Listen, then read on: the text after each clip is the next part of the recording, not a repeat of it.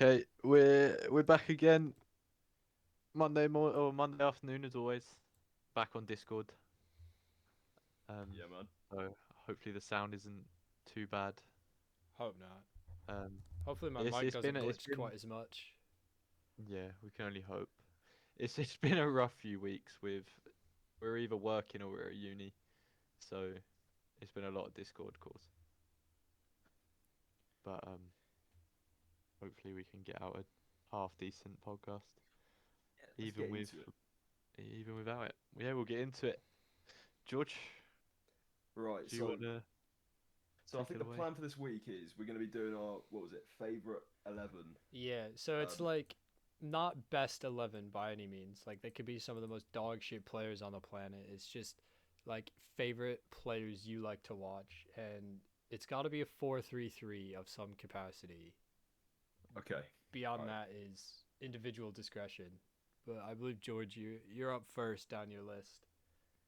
okay, right. So my goalkeeper, and this is a close one, I think. My goalkeeper so far is I've got Joan Garcia in goal from Barcelona purely because I like him a lot. most games I've watched him play, he's been very very good, and obviously with Barcelona being one of my favourite teams besides Man City, it's kind of I feel like that's kind of obvious considering how well he's done this season, how well Barcelona are doing this season. I think it's fairly self-explanatory. As my left back, I feel like this one's also close, but I've gone with Nico O'Reilly. I was very very He's close. very good. He is. I was I'm a very big very fan. close to picking Lewis Hall. I was very close to picking Lewis Hall. I love Lewis Hall as well. A bit of England bias, well, a lot of England bias actually. But obviously Nico O'Reilly, I think, has been one of our better players this season. Slightly inconsistent as of recent, but I feel like in big games this season, particularly the first game against Real Madrid in the group phase, obviously he picked up a goal. There have been a lot of other big games this season where he's just been arguably our best player. So I'd have him at left back. My two centre backs, Mark Gay's the first one, although he hasn't been as good recently. I wonder why. Yeah, although he hasn't City been as England good. covers both of them. No bias whatsoever. Right, so even though he hasn't been well, obviously he his first couple of games at City he was very very good, but I feel like the last couple of games he's not been great. But as a whole, well, as a footballer, he's just been one of my favourite. Even when he was at Palace earlier on in the season, he's still, you know, for me one of the best centre backs to watch. The other centre back, this is extremely controversial, right? Bearing in mind how much I dislike Arsenal, but Gabriel was just, you What know, are you doing? I know, You do like, remember it was favorite 11, not like best 11s. no, genuinely, You didn't have to include him like at all, really. yeah, like as much as he's a twat, I actually quite like him He's just no because one's that favourite. because the thing is there aren't many centre backs in world football that I genuinely like. Besides the ones at City and maybe Barcelona, but the thing is with the ones at Barcelona, I could have picked someone like Kubasi, Just to who ask, don't. are we basing this off of their all time, like their resume all time, or are we It's cutting What them off just of what Ben. It is your players you like? favorite It's got player, nothing so to do it's with their however resume. you want to base it. Actually, no, no, swap that. I'm swapping Kabasi for Gabriel. No, now that I Thank think God. about it, I think I might be going insane actually. But Yeah. I think Kabasi at centre back purely because he's got the potential to go all the way. Most games I've watched him play this season, he's been very good, like Joan Garcia. Yeah, and then right back I think is a pretty obvious one, Mateus Nunes. He is so good. People don't realise how good he is at right back. Um, like the transition from playing as a sort of an in and out sort of centre midfielder, sort of box to box, to being that good of a right back, it it a shows his versatility, and b it just shows how good of a footballer he is. Like I genuinely feel like he's been our best player this season, Remind me, aside from George, Nico what team O'Reilly. do you support? Besides the point. Anyway, I think I'm struggling on what team you support here. yeah. um, anyway, so moving on to my midfield. So I've gone with a CDM and two centre midfielders. Okay. So I'm gonna do my two centre midfielders first, and then my CDM because I think you guys know who my CDM is, and I don't want to keep the City theme going on for too long, just in case there's some bias claims and whatnot. So my first centre mid is Pedri. He is my favourite player in the world. I love him. He's so good. He's disastrously good at football. I can't. Yeah, moving on. So I'll try and say that again. I think disaster. You don't forget it. The next centre mid is Vitinha. Obviously, He's very, also disastrously good at football. yeah. I don't think disastrously good is a statement, really. Yeah, it's a bit Disastrously paradoxical. good at football. He's a freakishly good football player. There we go. We got there. That works. It's better than disastrously good. Disastrously good. There we go. I said it. Yes, we get Not it. there. Right. Aside from like Vitinha, like obviously the first time PSG played against Tottenham, Thomas Frank said that Vitinha was his next Ballon d'Or winner, which I think might have been a little bit of a stretch, but it just goes to show that like a manager of a top club, I say a top club, they're not doing great this season, Tottenham. I mean, bless Thomas him. Frank also said we had a good season before he got sacked. So. But regardless of like, and I'm sure a lot of other people will agree with me. Like Vitinha probably is one of the best, if not the best midfielder in the world besides Pedri. And obviously he's, performed in pretty much every single big game he's played this season. He was mesmeric against Chelsea in the first leg of the round of 16. There's nothing more to say really other than Pedri and Vitinha are the two best midfielders in the world at the moment. My CDM I've gone with Rodri. Shocking. Carrying on the City feat. That's why I didn't want to do my CDM first because that would have been four City players out of 5, and obviously bias claims and whatnot. Rodri, he's been my favorite. Well, he's been one of my favorite players for the past few years purely because of not the fact he played for Man City before any the bias claims coming and whatnot, but he's just he's so composed on the ball. He can create chances out of nothing. And obviously, pre-injury, he was the best player in the world. Could make anything happen, scores goals, completely deserved his Ballon d'Or, regardless of what anyone says. Yeah, I'd have him in my CDM. And then moving on to my front three, right wing I'd have Lamine Yamal. I think that's pretty obvious. He's just a joke. Like he's got the potential to. I've seen a lot of people say he's got the potential to be as good, if not better, than Messi, and I think that's outrageous. Purely because of, I think for me, Messi's the greatest ever. I don't think there's no one's ever going to come close to him ever. Yeah, I don't think anyone's ever going to. Well, obviously, people who watch football people who watched football back in sort of the 80s and 90s could argue Maradona was on par with Messi, maybe a little bit better. Can't say I've never watched Maradona play football. I've never watched Maradona play. So, well, aside from clips on YouTube of him, scoring the goal against England and whatnot, I've never seen Maradona play live, so I can't say whether he's better than Messi or not. But in my lifetime, Messi's the best of all time. Yeah. And whether or not people say Lamine Yamal's got the potential to be as good, if not better than him, I feel like it's unfair to say that because I feel like they're different players. I feel like Yamal's similar to Neymar. Is more similar to Neymar than he is to Messi because of obviously he's very good at sort of cutting inside, creating chances, very skillful. But I feel like he has the potential to maybe be better than Neymar. He'll probably win a few Ballon d'Ors in his career. So yeah, I've got Lamine Yamal on my right wing. Left wing, I've gone with Kvaratskhelia Kvaratskhelia because he is like I've loved watching him for the past 4 years. Ever since he came to Napoli, when they won the Serie A. He was just He was probably Napoli's best player that season. Yeah, for I was stuck between him and who I ended up with because I really like him. I had him on the back of. Do you remember the Napoli shirt that had the bats all on it? Yeah.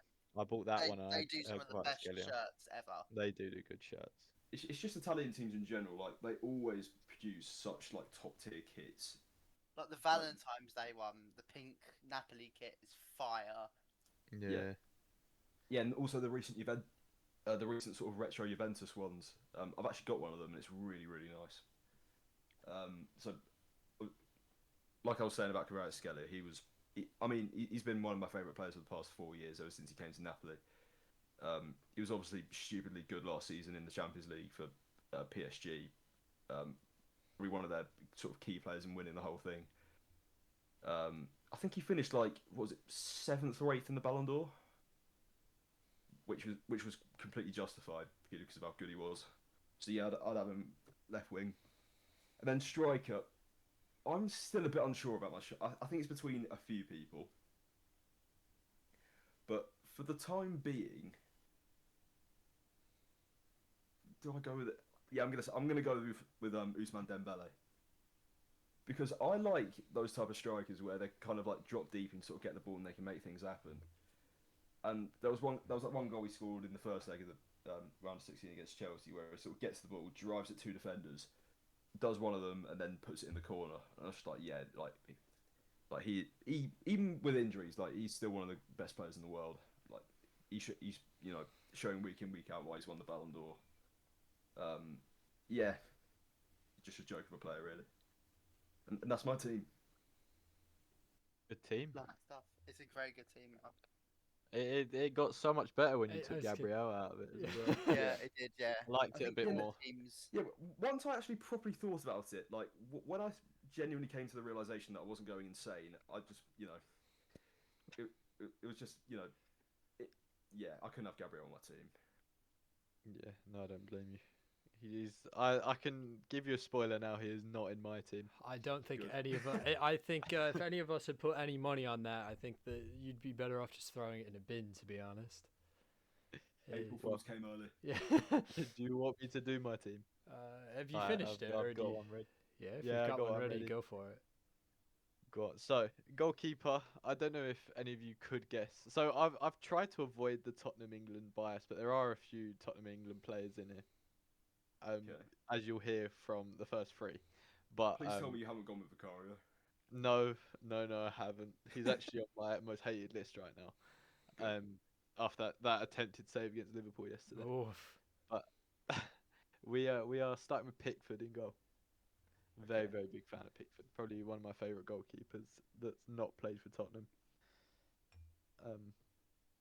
Because it's Okay. quite easy to also go with Lloris, who probably is my favourite goalkeeper. The, but those I wanna those are try the and two I steer was them. between as well. Yeah, I want to steer away from Tottenham. Although I say that, my right back is Emerson Royale. Jesus Christ. That's your favourite. Jesus Christ. Genuinely because he was just so bad for us. It made me love him. It's like chaos. That is. Like controlled chaos almost. Honestly, he was just when he did well, it felt so good. Like goals from Emerson Royale felt like World Cup winners. It was so Emerson good. Royale was one of those players that almost felt like if he was a professional, then you could become professional. Like he's just one of those players. I He- mean, he wasn't good. our chant for him was he can't defend, he can't attack. Emerson Royale is our wing back. That tells you everything you need to know about his time at Tottenham. But honestly, I used to just like seeing him in the lineup because there was just something about him. Even that clip when he's on his like pre-match post on Instagram when he's dancing just to go get sent off in the Yeah. North London derby. What a Stuff like that muppet. just makes me love him. But two I- centre backs. Oh, go on. What were you gonna say? I was about to I was say, gonna say- I can guarantee you we're going to see Eric Lamella on this list somewhere. I promise you. Is he retired? Yeah, he's He's still retired. Oh, He you didn't make the list bastard. because he's Oh. retired. He's must have only it must be only recently. That Yeah, he's it was retired. recent. Yeah, Very I think it recent. was start of this season. Oh, Yeah. I know he would be on there if he was. I promise He's a you that. bit like a big player for me. I really like Lamella. But two centre backs. I've gone with Fikayo Tomori. I've just always been Really? a fan. Yeah, I've always liked Tomori. I just I've got him on the back of a AC Milan shirt, You do. and Tomori's been non-existent for the past probably 2 years. he has. But I just still I think about him. That sounds weird. I think about him a Right. lot, but Okay. he's just he's Lewis just is a in player the that's always shower on my thinking mind about as well. Tamori. Right. Okay. I'm just a Going on a big date fan of just thinking about Tomori. Tamori. I could go a whole day thinking about Tomori. He's just, I really like him, and I was gutted when we went in for a loan for him, and he got he pulled out last second, because You I Tottenham loved Hotspur. him at Tottenham. Shame he used to play for Chelsea, but I can ignore that. Got a Yeah. belter for Chelsea, by the way. His first goal for Chelsea was against Wolves Yeah, I remember in that the goal. first Frank era, and Miss-hit Tammy cross. Abraham scored a hat trick. No, Miss-hit that's cross. a shot. That's a shot. Miss-hit It, cross. it's a beautiful strike. Absolutely wonderful strike. My Miss-hit my cross. l- my left centre back, I've gone with William Pacho. He's good. I do like Yeah. I him. just yeah, I think he's really really good. Him and Marquinhos. I'm a big fan of Marquinhos as well. So I just like them both. I think Pacho is probably my favourite. Eh, Out Tomori and Pacho as well. One fair one enough. that I nearly put in as well is Dean Howson, not Hoyson, however the hell you say his name. I think he's a Another. bit overrated. I I just personally think he's like a bit him though. overrated. Well, I just purely because he looks high all the time. he does look high all the time, but it's because he's got that Dutch blood in him. True. He says he's Yeah. Spanish, but I don't. He doesn't act Spanish. No. Um, but left back, I know he's not. I know he's not mainly a left back, but he has played left back and left wing back. I'm going with Ivan Perisic. Oh, That's a I great bet shout. you loved him when he was at Tottenham. I loved him even before Tottenham, like at Dortmund and Inter. I'll still Like never ever forgive Ivan Perisic for what he did in the World Cup. Chammy bastard. I just even then, I just really like him. Yeah, he's I a good think player. I was gutted because he never really got a final game for us. He tore his ACL, and then we sold him literally Yeah, like right after he tore his, and then he come back well quick. After we sold him to like PSV or something. Oh no, to Hajduk Split. We sold him to, and he's come back and now he's playing for PSV. Still balling. and yeah, I've heard he's The doing same. very well for PSV. I think Yeah, he is. he's playing against Raheem Sterling week in week out. Well, he's not. He I plays don't, against him I don't. twice. Yeah, I don't think they play final week in week out, but yeah, No, I'm just saying, but like they're in the same league. yeah. Three midfielders. I'll say the obvious one. I've gone Pedri as well. Big fan Yeah, of Pedri. Yeah, again another player I've got about on the back of a shirt. yeah, me too. Yeah, he's just so good. To be fair, I was glazing Pedri from the start. Yeah, From that year when he played like 60 odd games, yeah, and then and then got injured for about 3 seasons just to recover. I always knew he was going to be good, yeah, and it's just so fun to watch. yeah. But I mean, we can sit here and glaze Pedri all day, but I'd happily do that, but yeah, I would. I've gone similar to you, George, but I've gone João Neves. okay, yeah, What a player! What a player! I great really player. like João Neves. I think FM helps that because I signed him Yeah, quite a few times when Oh he was yeah, yeah. at Benfica. Um, he's just so good. I think because he tucks in his shirt as well. I like players that tuck in their shirt. yeah, yeah. I like the Well aesthetic. mannered. They just look better. I don't know why. It's left-footed players and players that tuck in their shirt just always look good. Is that a That's why Gareth Bale Rodri's so good. Yeah, we can ignore the Jean-Philippe Mateta recently. I know he tucks in his shirt, but Yeah. Cody's not even there to defend him. Is he left-footed? Tr- Don't No. think I don't think so. he's left-footed. No, he's right-footed. Right-footed. The one thing I love about Mateta though is the fact he, tried to force a move out of Crystal Palace to AC Milan, and he's still at the club now. Yeah, I know Like, because he done his knee. yeah, Um, but yeah, moving on. My last midfielder, I've not really gone with like a 10, 8, and 6, but I've gone with Modric. That's Very, a very shout. getting biased That is for one. such a good shout. He nearly I'm so made glad my he's still team. playing, so he can make the team. It's just so He good at Tottenham. yeah. He so Like, very nearly made my team. yeah, he just absolutely robbed the Ballon d'Or though. yeah. I mean, he had a good season, but He had a good season, but he shouldn't have won the Ballon d'Or. Like, don't get me wrong. Like, what he did with Croatia, getting them to a World Cup final, was stupid. Like, it was a great achievement, but as a whole, I mean, yes, he won the Champions League and he might have won another trophy, domestically of Real Madrid. But if you're talking stats, like you base a lot of Ballon d'Ors off of stats, and obviously Real Madrid won a couple of trophies, so a couple of players could have won the Ballon d'Or aside from Modric, like Ronaldo. Yeah. I genuinely would have given the Ballon d'Or to Griezmann that year. Yeah, He won the World Griezmann, Cup, won the yeah, Europa League, he scored a lot of goals. very Yeah, good in that World Cup as well. yeah. I think he Okay, might have won the Golden Boot as well, actually. I think he did. Oh no, I think Kane No, won it. no, it was Harry Kane and then Griezmann second. Sorry. Yeah, Kane won it in that. Yeah, Okay, I'll get through the attackers quickly because we've been on my one for a while. Go right wing, Elise. yeah, I think he's just so.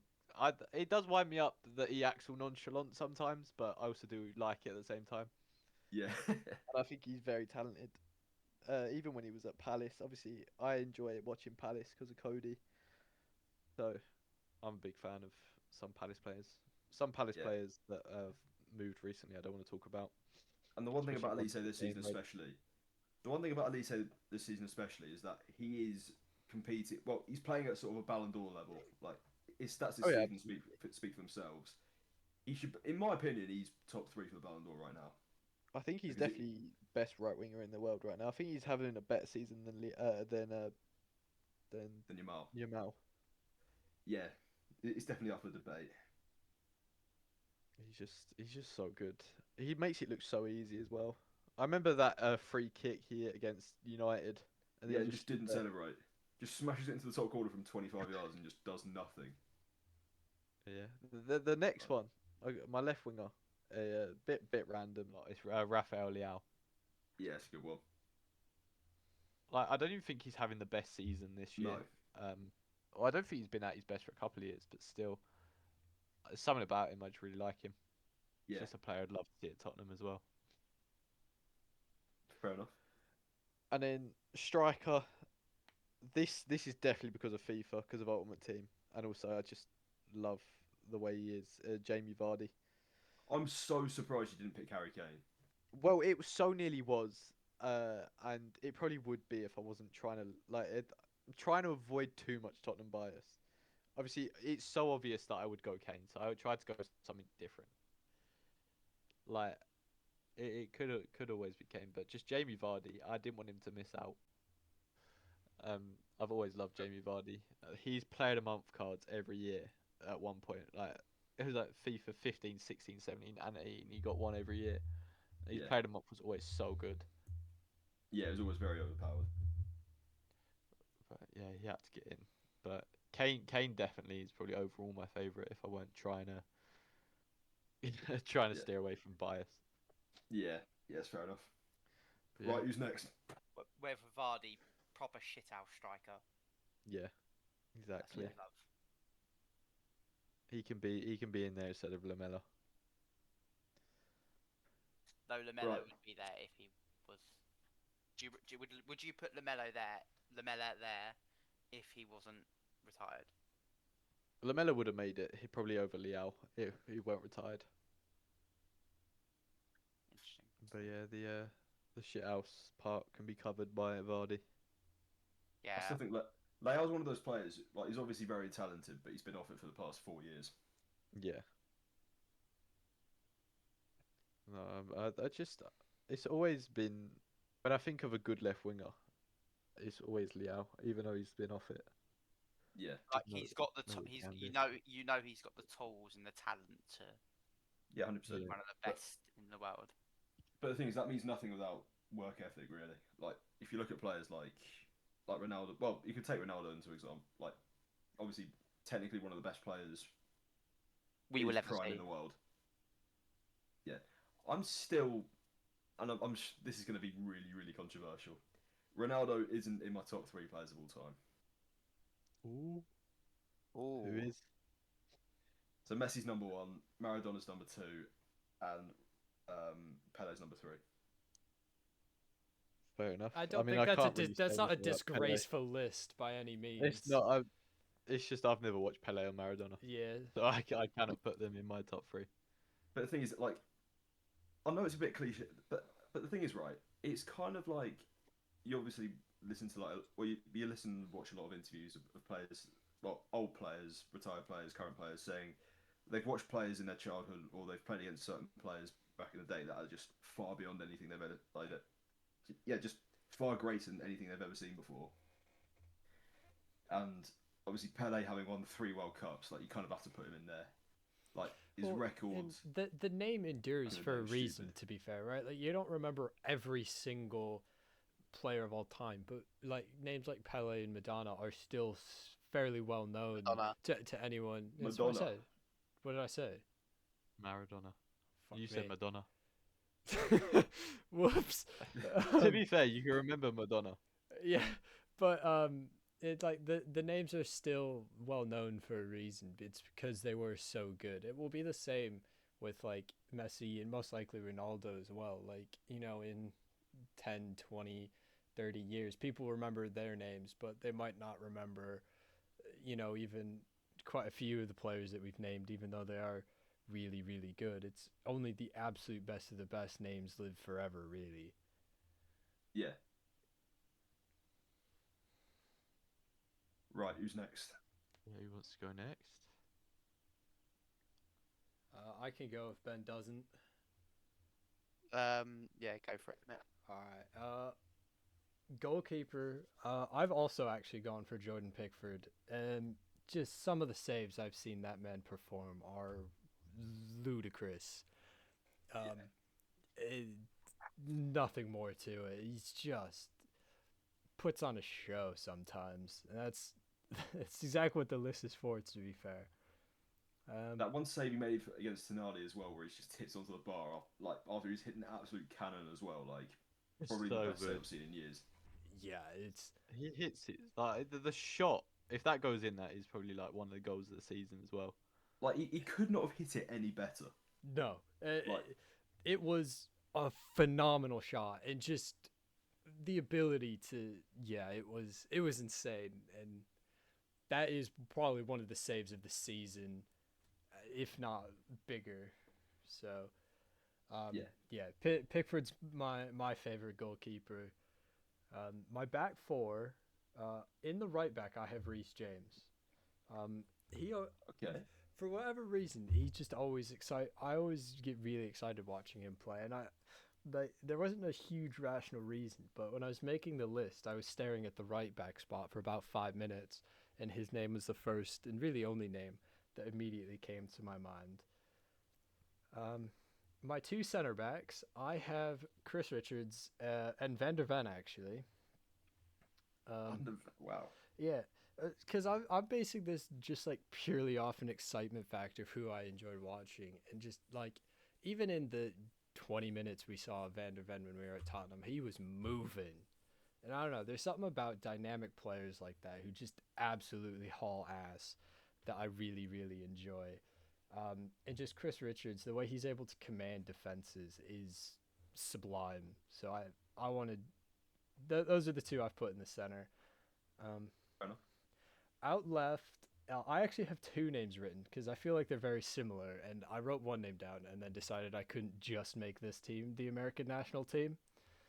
Yeah. So, so the first name I wrote down was Robinson, and then the name I have written next to it is Sessegnon, because I feel like they're very similar, sort of like left wing, left back position players. And again, Broke, but I like it. yeah, it's similar to Van der Ven. It's just they both just haul so much ass, and it's so fun to watch. I mean, Yeah. when I was so gutted it didn't work out for Sessegnon at Tottenham, because I really liked him, but he had just such a terrible injury record, which clearly Yeah. was not helped Yeah, it by was the just fact that unfortunate. we are Tottenham and we like injured players. Yeah, But Yeah. when he did play, he did well. There was times where he didn't, but like sometimes he did excite me watching him play. But I remember this one game against Arsenal, and like all the commentators were like, "Oh yeah, Session starting over." I think it was Regulon, because of his pace, and he must be the slowest pacey wing back I think I've ever seen. Like he looked so slow. I think he we were counter attacking and Session was leading it, and I think Xhaka caught up with him. That's how. Oh, it was that Partey, I think, caught up with him. There's definitely some bias in there of the fact that I've seen him live, maybe about 10 feet from my eyes, but yeah, him and Robinson, I feel like, are fairly similar players, and so when Robinson was the first name I wrote down, and then upon further consideration realized I can't just name the entire American national team. Um, Moving on to my midfields, so I've kind of gone for like two sixes almost, and then a 10. So I have Adams next to Rice, and then Aronson is a Declan 10. Rice. Yeah. I Fair. I really like his passing ability. It's a bit out there, and it's not. It's just I don't know. Again, like it was just kind of like instinctual. Like I feel like just when I was staring at this list, like Declan Rice was the first name that sort of came to mind. And then I would be criminal not to put Tyler Adams in this list. I'm gonna be honest. He's up there, just my favorite players of all time, and he is so good for us internationally. He's just yeah. I have no words genuinely. Um, and then yeah, Aronson at a 10. I talked about it a little last week. He plays a lot as a winger, but I always feel like he's been better as a 10 centrally, just box to box, up and down the field, absolutely using that work ethic. I think the one thing I like about Tyler Adams as well is that he's probably one of the most hard-working players in the Premier League. Like, got an obviously, engine. defensively, he's very consistent. He scored an unbelievable goal earlier on in the season from pretty much the halfway line. For me, I think he's one of the more underrated players in the league for sure. Yeah, I Yeah. love him just coming really from the main source of football I used to watch, even as recently as like 2-3 years ago, was the American national team. And he, on a national team level, he was always one of the most consistent guys, even when we were sort of struggling to figure out who we were as a team and as an organization. Like Adams was so consistent, and that is genuinely why he's one of my favorite players of all time. And Yeah. then I'm just such a fan of Aronson and his work rate, and it comes back to just I think you can see it with a lot of the players on this list. I just love Yeah. watching players who will run and just Yeah. speed and running, and it's just so exciting. And he's not the best, and he like I said, like you'll have a technically better gifted 10, right? Like Bruno Fernandes is going to be Oh, better yeah. by a country mile, but there's just something so exciting about Aronson and watching him run. Um, Yeah. Moving on to my front three, I'll stick with the American theme for a minute. On the right wing, I have Christian Pulisic. Yeah, fair enough. For all intensive purposes, he is effectively the main reason I ever watched the Premier League, because my dad started watching him when he went to Chelsea, and it kind of started watching him the Chelsea games with my dad. And Christian Pulisic, again, just similar, like I used to almost exclusively just watch the American national team. He's been our poster boy for years now, so I felt a sort of level of obligation to put him on this list for just that alone. Um, Yeah. on The LeBron James of soccer. LeBron James of soccer, yeah. Um, I my was a big fan. Like, even though he played for Chelsea, I was a big fan of him. I always wanted him to do well, especially when he left. Like AC Milan, I really wanted him to do well. He was linked with Tottenham for a while, I'm pretty sure. Like before he went to Yeah, Chelsea, like while he was at Dortmund, he was linked to Spurs for a while. yeah, another player I'd love to see at Tottenham. Although it's another player with Chelsea, like history. But I would have. I thought he was really good, and he's doing well at Milan right now. like- To be fair, yeah, I like him more now that he's left because I just can't stand Chelsea.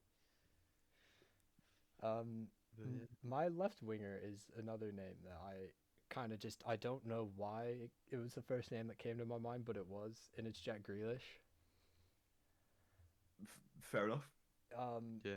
Again, I actually don't have a tremendous justification for this. This was just kind of the first name that came to my mind. Um, my striker is Raul Jimenez, and there's a fairly strong justification for this because, again, I used to only really watch the U.S. men's national team, and Raul Jimenez would play for the Mexican national team, and those are really the big rivals when it comes to CONCACAF stuff. Yeah, yeah. And I would hate this man so much because he would absolutely pick our team apart year in year out. You come to any level of U.S. Mexico game, and there are always emotions are high, sparks are flying on the pitch, but Raul Jimenez just looked class every time.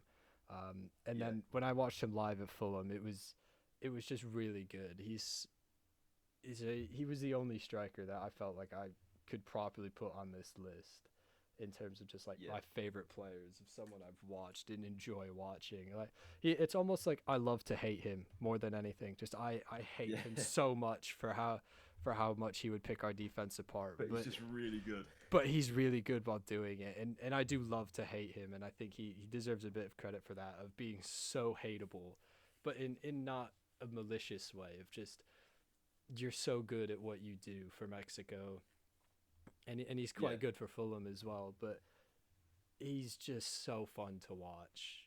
He's despicable to watch when he's playing for Mexico, but he's really Yeah. fun to watch. But the one thing I really like about Raul Jimenez is obviously like he's probably one of the best penalty takers in the world. But obviously before he got injured, before he had that really serious skull injury, he was arguably one of the best strikers in Europe. Like he was He scoring, was so good. That's what I tw- was gonna say. he was scoring Pre-head injury. 20 Premier League goals, like 20 plus Premier League goals a season. Well, close enough anyway. He was always like obviously very good with the ball, both footed. Like he's obviously very good now, but obviously before he got injured, he was just a joke. Like, a Yeah, lot I of the big remember. teams in Europe were looking at signing him. Would have Yeah. wanted him at Tottenham. I mean, we had Kane at the time, so I don't think so. But I remember watching that game where he got injured. It was Wolves at Arsenal, and like David Luiz just went into the back of his head. You could hear the contact literally on the TV. Ooh, That's how bad it was, and he's not really like hit the heights he was at like since then. But even then, I still think he's probably Fulham's best striker, and they've signed two or three strikers to try and replace him since they signed him, and he still proves to be their best striker. but yeah, So no, I do really rate him. he's been good for Fulham, and I think more than anything, like I said, it was just how much I would love to hate him whenever the U.S. would play Mexico in any international competition. He deserved a spot just for how much I would dislike having to play against him. Yeah. Right, Benjamin. Right. Okay. So I took what you said as like the best player or your favourite players. I took it I from was gonna right say the now main kind of thing thing. was it's not the best player. Not my favourite player. Not my player. These are not my favourite players of all time. These are just my favourite players at the moment. Who I'm Yeah. really enjoying watching. So my keeper is Pickford. I think we've all spoken very highly about Pickford. He keeps Everton in games for a long Yeah. He kept them time. up. For a long time, he has been the one who has kept Everton in games In the and Premier still League in in the general, I league. think. So he's had a similar effect to which De Gea had at United for a long time, but not in the same way that Pickford has at Everton, because De Gea would keep United in games and keep them semi-competitive. Pickford, I think, does the same thing. Has amazing reflexes. His distribution, we've seen him get assists from well inside his own half, and he has obviously been a hero for England at times. Also, I've never had anything. I don't think I've ever had nothing ever bad to say about Pickford, because he's I mean, just a solid keeper. I think that everyone would like in since he goal. become England goalkeeper, there's just been no doubt that he is number one. Yep. Yeah. And I think he continues to prove that year in, year out for Everton. And Yeah. and I think we'd be doomed without him at England. I think we'd be completely finished without him. I don't think I've there's actually got. anyone that's, I don't think there's anyone at his level that could take over him from him, and we'd feel no drop off from that. I was going to say I've got an argument related to Jordan Pickford.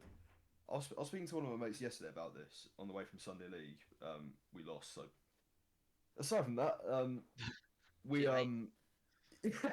no worries, mate. Anyway, we were talking about where Jordan Pickford ranks in top in like the sort of category of England goalkeepers of all time, and I genuinely have him second behind Gordon Banks. I what playing for England? Like playing for England as like he is the Oh, second best England goalkeeper of all time. so in terms of like career, I think that he No, we're on he is about up. England goalkeeper. So I'm thinking about David Seaman potentially. Was I very think he's better than David I, Seaman. well, he David probably Seaman was was. much I better didn't for see club enough than David country. Seamans. Yeah, I mean Joe Hart as well was also quite good for I still think Pickford was better club. than Joe Hart.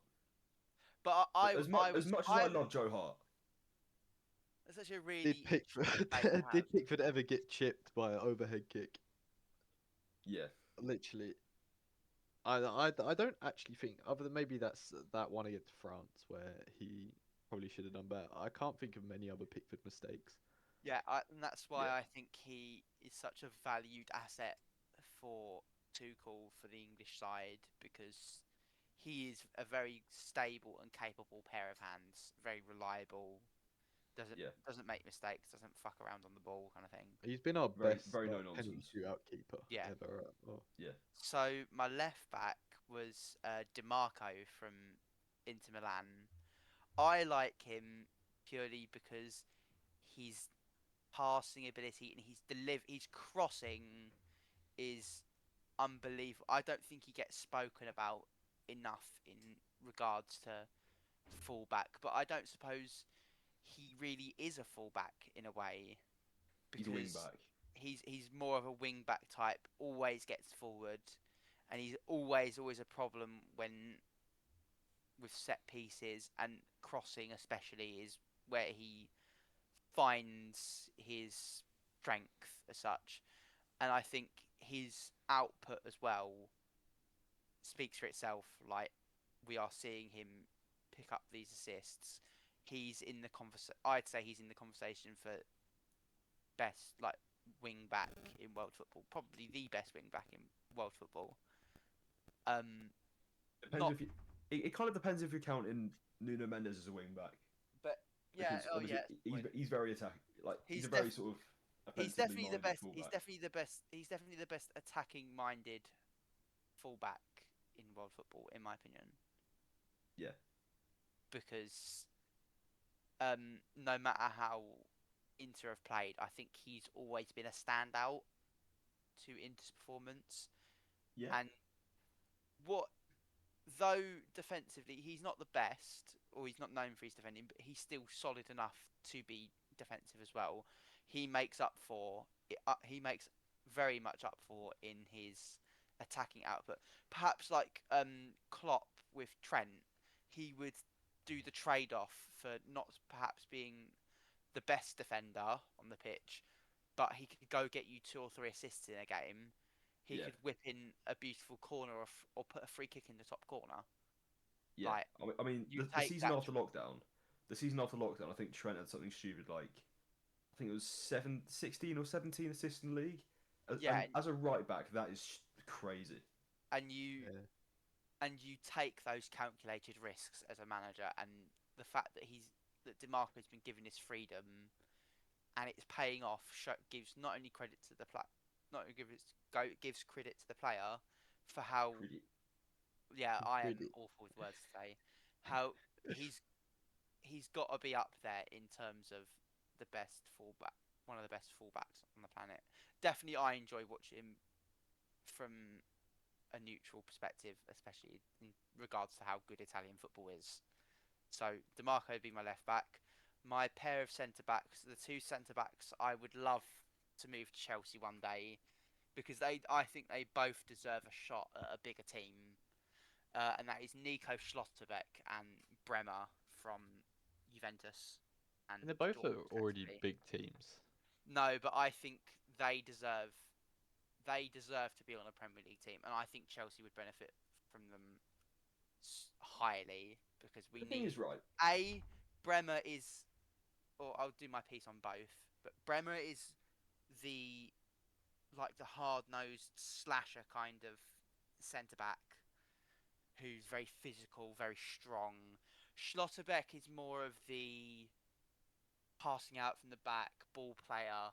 So it's like a Gabriel and Saliba like combination, but I think it might be even better than that. If those two played together, I think that would be slightly better than Gabriel and Saliba. I think that's controversial actually. I think it's very controversial, but I've said hey ho, I've said it. But I genuinely think that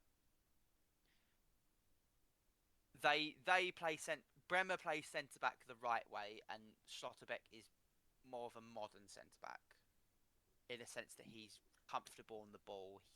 He Yeah, steps into the midfield kind of thing, and they both can win you a header or an aerial battle, and get you a goal, or be a pain in the arse to the striker who's bearing down on goal. So that's my reasoning for those being there and being where they are. I don't think the right back was ever a question who this would be, but believe it or not, he's the only Chelsea. Oh no, I was going to say that's a bit of a lie. But Reece James, I don't think he requires any explanation at all. I think he's the best right back in football right now. I think that he does everything good on a pitch, and he does it week in and week out. He's consistently good. Uh, I don't think I could praise him enough, and I think his versatility, his strength, composure, and his leadership as well, above all. And thankfully, we've just re-signed him to another contract, so we'll be And then he seeing went a and lot got more of Reece injured. James. And straight away he goes and gets injured. But that is Reece James. They're the highs and lows of Reece James. Oh, he's done But well when recently to stay but fit, when because he's on obviously the he has. pitch and he's consistently on the pitch, he is one of the brightest spots of a often I've considered really poor Chelsea team. So my three in midfield, I've got a 6, an 8, and a 10. You all know who the number 6 will be, and it's Elliot Anderson. I think he's fantastic. He he statistically does it as good as anyone has ever won the ball He also in the Premier passes League. that ball so much. Did you say And better than anyone has ever won the ball? So we're talking all time. in the Premier League, I like was gonna say statistically.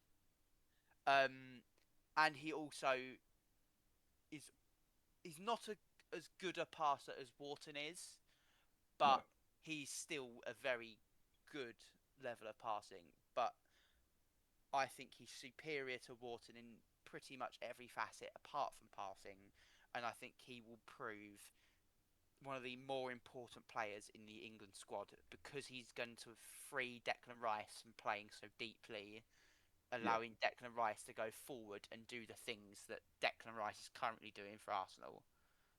Zubimendi was very high, but I can't stand to have an Arsenal player on my list. yeah, The number 8, I think you might have already spoken about him, is Vitinha.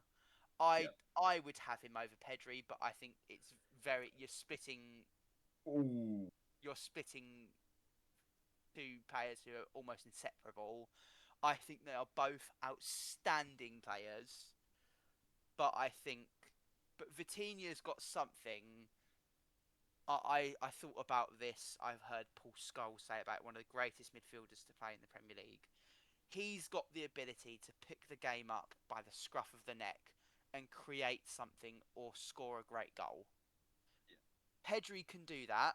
I think Pedri's more of a chipper away at you kind of player, but Vitinha is relentless in driving the ball, progressing the ball. He always wants to go forward, and I would only slightly put him ahead of Pedri. I think Pedri is incredibly disrespected in the world of football, especially in that last Ballon d'Or. I think him being outside yeah. of the top 11th 10 is is a a crime. complete fucking joke, and I hope they sort that out next time and he gets in the top 10. If he keeps playing how he's playing, Vitinha and Pedri are going to be well in the top 10 next year. The number Should be 10 top five. the number 10 should surprise no one, although it's been a down year. I'm still going to put Palmer. because he's still the brightest spot on that Chelsea team. It's evident when he's on the pitch, he always wants to have some sort of impact on the game. Can I interrupt? Um, Go for it. I still think Enzo Fernandez has been your most productive player, even better than Cole Palmer in my opinion. What I since he joined? no, like this season. Oh, this season most certainly. This season, I think Enzo has really stepped up his game in terms of transitioning from a holding role, which is where he was under Maresca, to now a slightly freer role from Rafinha, and I think he's benefiting greatly from that. But Yeah, do I think he'll be at Chelsea for much longer? I don't think so. I hope he stays because he's a really really good player, and yes, he has his off points, and we have times where I think, why the hell is he on the pitch? But then, just as I'm thinking that, he'll go and score an absolute worldie, so I'm not yeah, going to doubt him at all. But back on Palmer, I think he's still Chelsea's best player, barring Caicedo, potentially.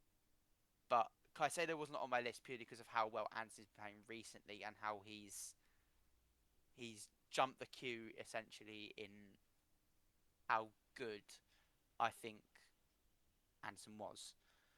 yeah, So the front three, I'm going to start with the strikers. Pretty straightforward. Erling Haaland, I love him to bits. I know he plays for Man City, but the guy scores too many goals. He's a ridiculous player. This yeah. year he stepped it up for me in a sense that Not this year though. we 2026, he's been well off it. know, like this season as a whole. I think he Yeah, this stepped up his season up game. until after Christmas. I think he's added another dimension to his game, and I think Pep has got to take large amounts of credit for this in turning him into a player who is also good on the ball and with the ball at his feet, and his ability to hold up the play now instead of being the very cutthroat, ruthless finisher which we all know he is. He's added another element to his game, so it's also like another head to the dragon. Yeah.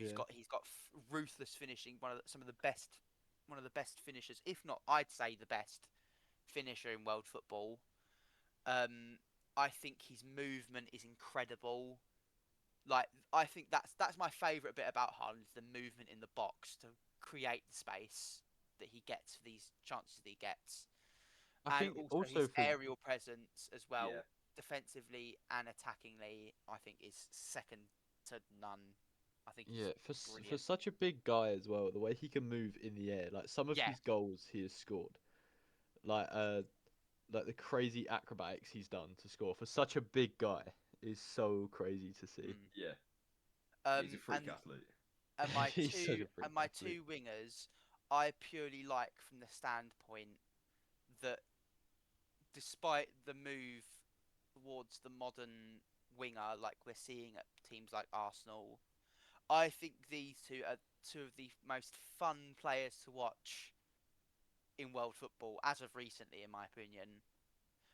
Iliman Ndiaye, Yeah, I think he's absolute joke. I think he's fantastic. I think he deserves to be at a big club. He's technically gifted. He brings people into the game. His dribbling is fantastic. And to me, into trying to define what my favourite team was, are those who excite and those who are full of energy and bring the crowd off your feet, kind of thing. And Jai definitely does that of a rather desolate Everton side, who I think, as of this year so far, have been one of my favourite teams to watch, considering where I thought they would be. And I think by far the best player in the whole Serie A is Kenan Yildiz. I think yeah, he's an absolute joke. He is unbelievable. He he doesn't get spoken about nearly enough, and I couldn't praise him enough. He carries that Juventus team on his back every week. He creates everything. He he's ruthless with his finishing. Everything positive from that Juve team comes from him, Yeah. and I think he is a first class talent. I'd say I'd go as far to say he's a generational talent in a sense that he's doing stuff and making people look like complete jokes. And Yeah. if he played for a Man City or a Liverpool or he'd be absolutely disgusting in those teams. So that is my team. I wasn't sure whether I could be encompassing people's careers as a whole, because obviously you'd have Messi, Ronaldo, and that kind of stuff. But I think that's probably for a later podcast that we can talk about our favourite teams of all time. Yeah. But that would be my 11. Yeah. Fair enough. It's a good team, to be fair. I'm surprised no one had any backlash for like players, but I mean, at the end of We the all- day, we all It's know how all it's gonna go. subjective, right? Because it's your favorite Yeah. team. Yeah. You can't bash someone for their favorite the one I player. got backlash on was probably Emerson Royale, but that's just because I can understand your opinions about him, considering I've had to watch some awful fullbacks as a Chelsea fan myself. Like I had to watch Davide Sapakostas for a couple of years. He what wasn't do you bad. mean? Didn't you get an assist He against you? he was pony. He did, yeah, for Atalanta and all. For When we went to Atalanta, the yeah. pub on When the we day that the decided we were going to podcast start was this. formed. Yeah, but we've got to do like an all times team sooner rather than later, because there's definitely debate to be had there. Yeah. But yeah, that would be where I would go with it. Fair enough. To be fair, we've we filled a lot of time with just this section.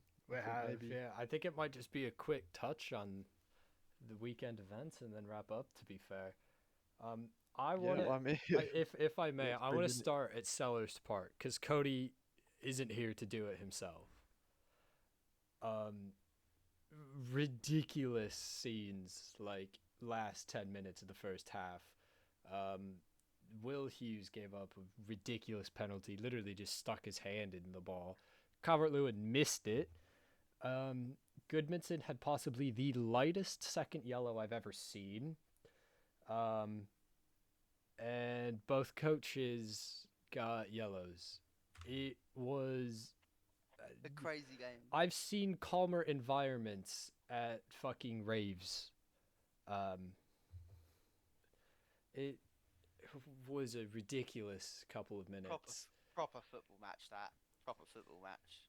Scrappy, entertaining, drama. That's what I think football's lacking nowadays, and I think that was a great showcase from Palace and Leeds. Do I have anything to say about the Premier League? I think obviously there's Lewis here going to talk about Spurs again, which I think you have some positives to take. Or actually, yeah, it some actually is a positives. positive week. City should. I don't know how City didn't win. We were just awful. We've been Chelsea, awful the past couple of games. Chelsea were also awful. Also did really poorly at the weekend. No I think, surprises there. to be fair, I'm not one really thing we should surprised. probably mention, just because it's going to be everywhere anyway. Max Dowman scoring Oh, for Arsenal. I've definitely got a few Yeah. things to say about that. The glaze that this man is receiving is unprecedented. By the way, No, but at the same time, he's 16 He years old, scoring a goal in the Premier does League. deserve it. oh, he does deserve it, but he doesn't deserve a Sky Sports football replay of all angles of a tap in. Yeah, but it's I a think big that's thing. A a bit far. 16-year-old. Like, when was the last time we saw a 16-year-old? I mean, dominate. he's the youngest goal Yamal. scorer in Premier League history. Yamal. I'm on about Premier League history. Rooney. Like, Like, but how long ago was that? Rooney's had a whole lifetime since then. But I'd I think it's a I very, think, I think it's very, very early to say anything about Dauman. I think but I it's think still. it's still an exciting thing, and I think Yeah, the having talent's it's still there. if he's He's not the being this best success. under 18 player in the Premier League, though. He's not the best. But regardless, he is the youngest goal scorer of all time, and I think it is fair that he's getting maybe not quite as much hype as he's gotten, but definitely a significant amount of it Yeah. because it is very, very impressive when you're that young, right? Like, think back to when you were 16 and your skill level, and this is someone who's good enough to not only be in and around the Premier League, but playing in matches and then scoring in matches. And I think Yeah, I mean, he probably is the best 16-year-old since Rooney in the Premier League. and that But and he's right, he's not the best player under the age of 18 in the Premier League. but it's not Yeah, about but he's being under the age of 16. 18. It's being 16 that's the biggest difference. It, right, the Well, difference between Engamo is being only 17, and Engamo is better than he is. but No, being he's not. being Yes, he is. there's a big difference between being 16 and being 17. The Yeah. there really is, right? It's one number, but there's a drastic difference because between like 15 to 19 and 20 is where you will probably grow the most physically when it comes to like a professional sport.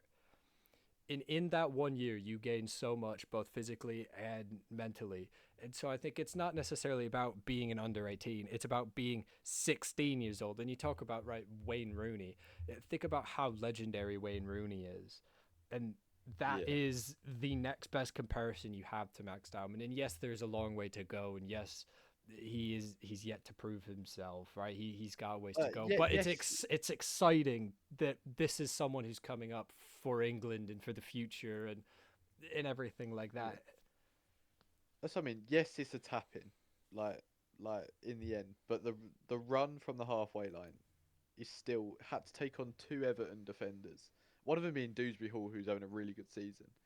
Like you got to give him credit, and it hurts me the most to have to give him credit because Arsenal. right now, that's the last thing I want to see is the fact that 16-year-olds coming through their youth are better than our whole team. Yeah, But but also it's sadly the you reality. talk about the fact that it's a tap in. Yeah, it's a tap in, but Dowman is at 16 years old and he's put himself on the pitch to be able to tap it in, which is Yeah. impressive Plus, in he itself. I still think also put Engamo is himself in the better. position. But I think It's like, I it's mean, it's a non-comparable. There's been a full year of development in players there, and plus Engamo is just between not better. 16 and 17, there is a huge difference. But yeah, I'll give him his flowers. Like he's done. Like, to be playing in the Premier League at that age is just stupid anyway. Like who? I mean, None, also none, he none of us only would ever turned, have like done that. yeah, he only turned 16 literally 3 months ago. Yeah, It but was think about literally it the this last way: day of this is November. someone who is 4 to 5 years younger than everyone here, and he is scoring goals in the Premier League. Co- Contrast that to literally everybody you know our age. Not a single one of us have been that close. No. It's the age that he's doing it at that is so impressive. And you talk Yeah. about comparing him to a 17-year-old. I don't think that's fair to either of them, really. But do you think Dauman now is better than what Yamal was? I don't know enough about Yamal to compare, but I also think part of what's so exciting about Dowman is that he's English. Yeah, Yes, that I is a mean, very exciting point. I'm not saying Dalman's better than Yamal. I do still think Yamal's better, and I think Yeah, any Yamal will be comparison the to better player Yamal, because I mean Yamal at the age of 16 was, in the you know, Euro final. not even just like in the squad. He was a big part of that team that won the Euros. Like Yamal is better. That goal against France, was it? Yeah, I think it was France, something like that. Yeah, But that to me cemented him as the best teenager I think I've ever watched. yeah, but you can't just see a really good player and go, well, they're better.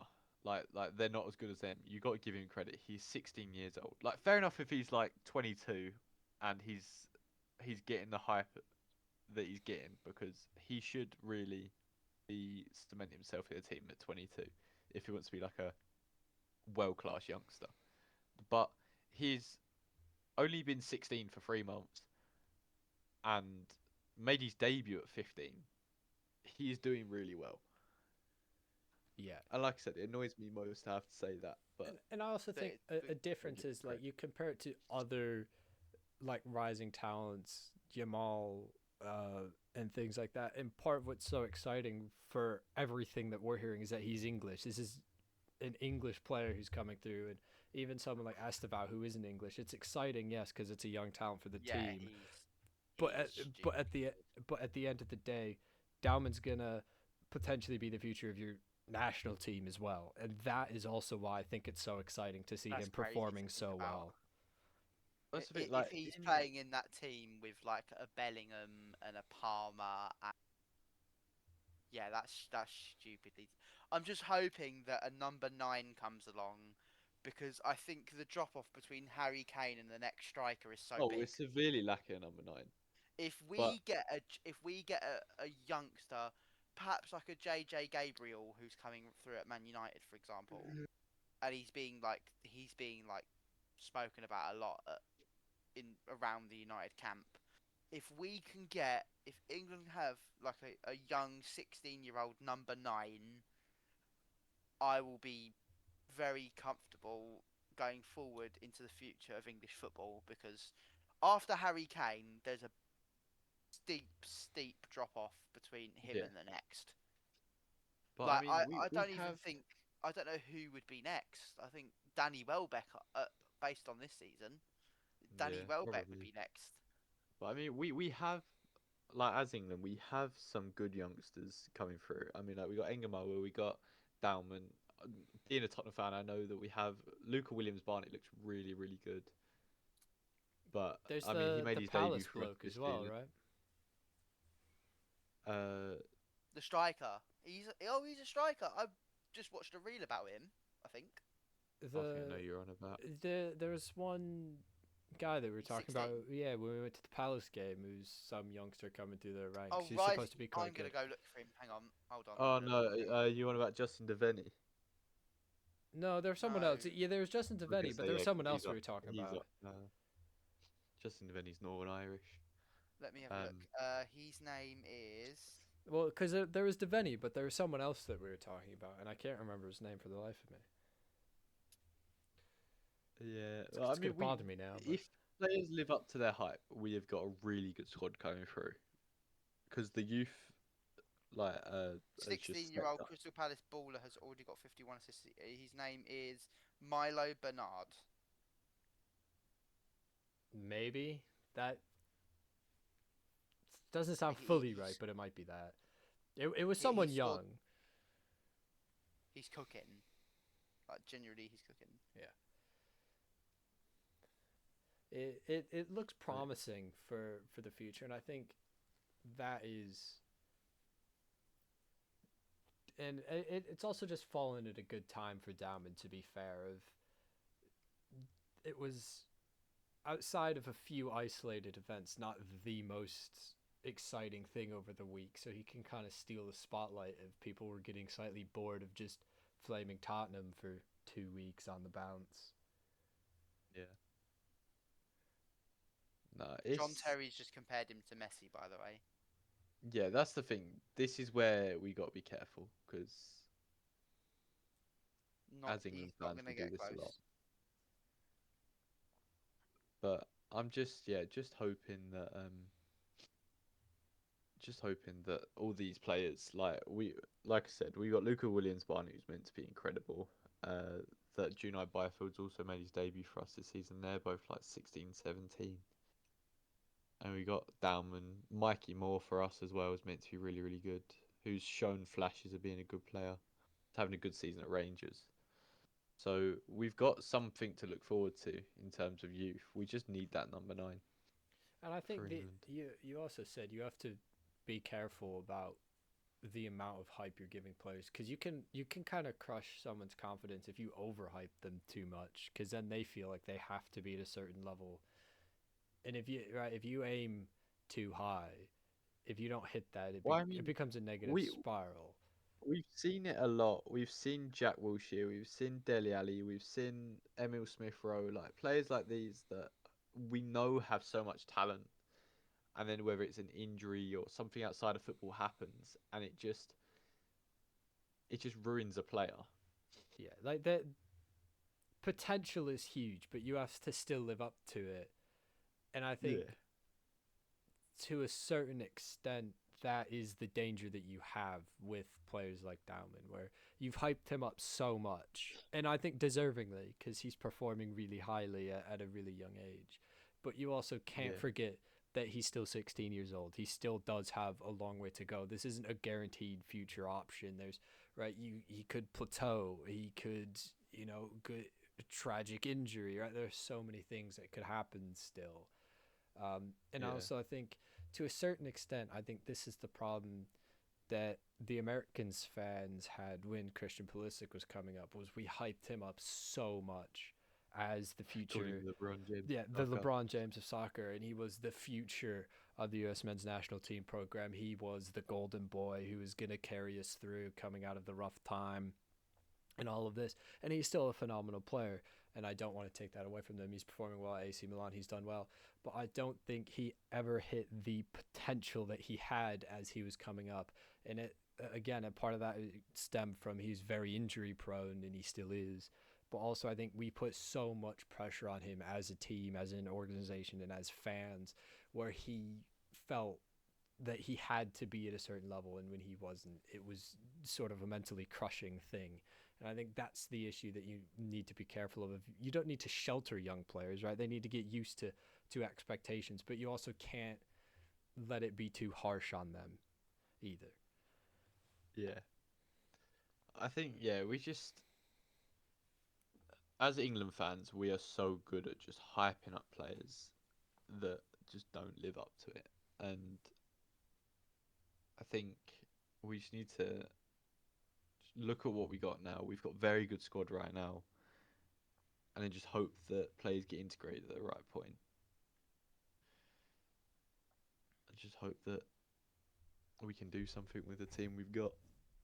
Did you want to quickly touch on Tottenham before we end? Yeah, I all I'm gonna say is Vicario's got to go.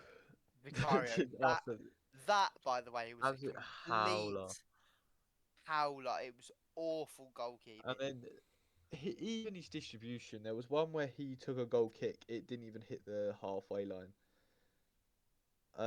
And there was another one where he tried to Cruyff turn, and it come off, but then he played the pass and it went right past Dragusin and to Salah. Like Oh yeah, I remember that. he's lacking confidence. That's clear because we know he does come up big saves for us, but he's just I don't see where the confidence is going to come from right now, and he's just got to go. It's the distribution is what lets him down so much. Yeah. But besides from that, relegation Richarlison is just something else. Like I love, I love. He's brilliant. I love watching He Richarlison. looked like he He's was the just such most. a fluky little shit. He was, I think, the most dangerous player on the pitch almost all game. he just works so. Like I don't even care whether people are like, well, he don't score enough goals. He scored what 9 goals this season now. In all competitions, he does score goals even with injuries, and he works so hard, and that's what we need for in certain players right now Well, and I think because also to a certain extent, his performance in this game is just going to be good for your club because I think all your fans were expecting to lose this game by a mile, and it was sort of the you're getting pushed down the cliff kind of thing, and you just need something to even yourselves out and just finding any points. And so I think doing it against a Liverpool is gonna hopefully restore any level of mindset to your team as well. yeah, And it's all the fans must have been loving it, having getting a point off of Liverpool, the reigning champs. yeah no it feels. I mean Liverpool. It looked like it was coming from a mile away because Liverpool kind of didn't really have anything in them after probably about 60 minutes, and we were definitely deserving of a point in the end, but we need to now build off of this, but just can't see us doing it. That's the problem. We've got probably our biggest game of our season next week. We're playing Forest, and we have to beat them. If you don't win, you're in serious trouble. That's the thing. If we don't beat Forest, we could genuinely go down because they're probably the closest rival to us. Right? I think West Ham have got enough to stay up now. Absolute minimum, you need to draw that game. I mean, I think we have to beat them because we just don't look like we're picking up points anywhere else. Yeah, but I mean, at the very, very least, if you draw Forest, you stay to level going out. I agree. I think you need a win, but I think a loss will almost guarantee a going down, whereas I think at least a draw can prolong that for another week. But realistically, a win is what you need, yeah. Is it at home or is it away? At home. Which we're terrible at home, so God knows what's going to go on there. But anyway, that is going to be the end of this week's podcast. This has been Ben, George, Cody, and Lewis, with a production team of Emmett, Sarah, and Millie.